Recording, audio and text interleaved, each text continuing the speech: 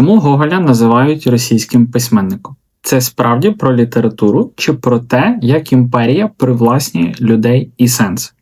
Гоголь – це російський геній чи один з найуспішніших імперських проєктів? Саме тут у цю історію входить Гоголь. Його дуже часто подають як приклад успіху. Мовляв, талановитий хлопець із провінції поїхав у столицю і став дуже великим письменником. Але це дуже зручна версія, бо вона повністю прибирає ключове питання, якою ціною це сталося. Гоголь не просто писав російською мовою, його змусили існувати в іншій мовній і культурній реальності. Його український світ, образи, ритм, інтонація, гумор мали або перетворитися, або просто банально зникнути.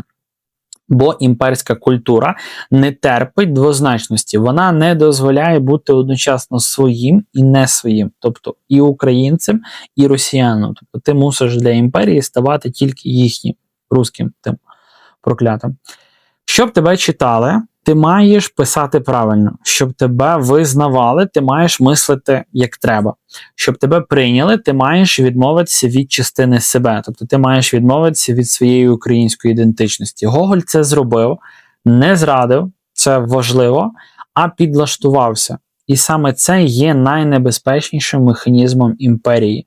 Вона рідко починає з прямої заборони, вона починає з пропозиції. Будь з нами, і тебе побачать. Тобто, дає, так би мовити, пряник, роби як треба, і ти будеш успішним, багатим, відомим, писати, творити, класиком і так далі.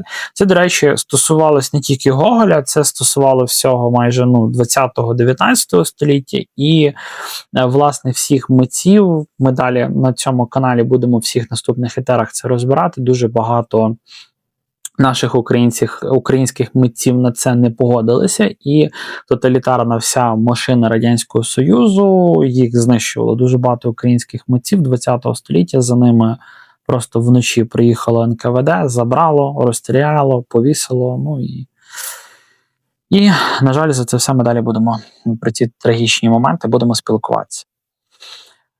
Проблема з імперією не в тому, що імперія ніколи не приймає до кінця. Ти можеш бути корисним, ти можеш бути навіть талановитим, навіть знаменитим, але ти завжди залишаєшся трохи чужим. І Гоголь це дуже гостро відчував. Його тексти сповнені внутрішнього розриву, тривоги, відчуття абсурду, яке не виникає на порожньому місці. Це не просто стиль, це симптоми, в яких він жив все своє свідоме життя. Імперія не знищила Гоголя фізично, вона зробила інше. Вона зруйнувала його внутрішню цілісність, вона його зламала. Вона поставила його між двома світами і не дала жодного способу вийти з цього стану без втрати чи одного, чи другого.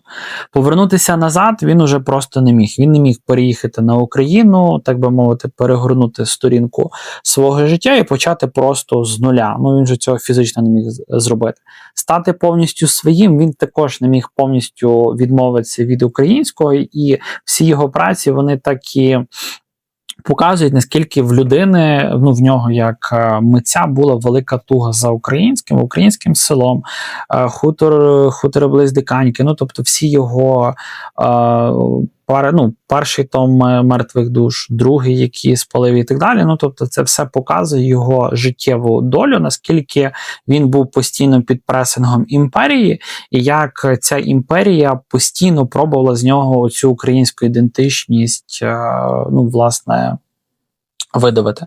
До речі, також досить цікавий факт за Гоголя, чому, власне, саме Гоголь прізвище, його справжнє було далеко не Гоголь, але він з такою певною, іронією, насмішкою англійськими абревіатурами писав як хохол і перекладали як Гоголь. Тобто він хотів таку як насмішку над імперією, все рівно навіть в своєму прізвищі в псевдонімі додати таку українську ідентичність, і він це з насмішкою робив.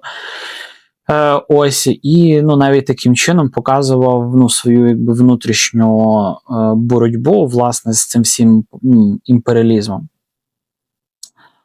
Не обов'язково розстрілювали імперія митців, іноді достатньо було змусити людину просто жити не своїм життям, дати їй визнання, але забрати ґрунт під ногами, дати голос, але відібрати мову.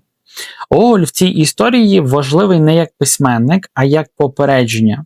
Бо це те, що імперія робить з будь-якою культурою, яку намагається привласнити. Вона бере талант, виймає його з контексту і змушує працювати на себе. А потім дивується, чому цей талант в якийсь момент ламається, бо людина просто не витримує і на цьому все. І тут дуже важливо ще одне. Росія досі називає Гоголя своїм письменником, але робить це так само, як робила з усіма іншими, забираючи ім'я і викидаючи походження. Без українського контексту Гоголь перетворюється на дивний, майже патологічний феномен, і тільки в реальному повному контексті стає зрозуміло, чому він був саме таким. Імперія любить використовувати людей як доказ власної величі, але вона ніколи не показує, що з цими людьми відбувається насправді, бо правда надто незручна. Саме тому історія Гоголя – це не історія успіху, це історія зламу, історія того, як імперія може зруйнувати людину, навіть не торкнувшись її фізично. Мене звати Назар, ви зараз перебуваєте на моєму каналі Очима воїна. Якщо ви ще на нього не підписані, обов'язково підпишіться, поставте вподобайку даному відео і за можливістю, за бажанням ви можете підтримати розвиток даного каналу мене як автора. У вас тут в лівому та в правому верхніх кутах будуть QR-коди, за якими можна підтримати канал, або в описі також будуть актуальні реквізити. Пам'ятайте, це не про фінанси, це в першу чергу ваш внесок в розвиток української новітньої історії, культури і пам'ятаємо своє. Побачимось з вами у наступних відео.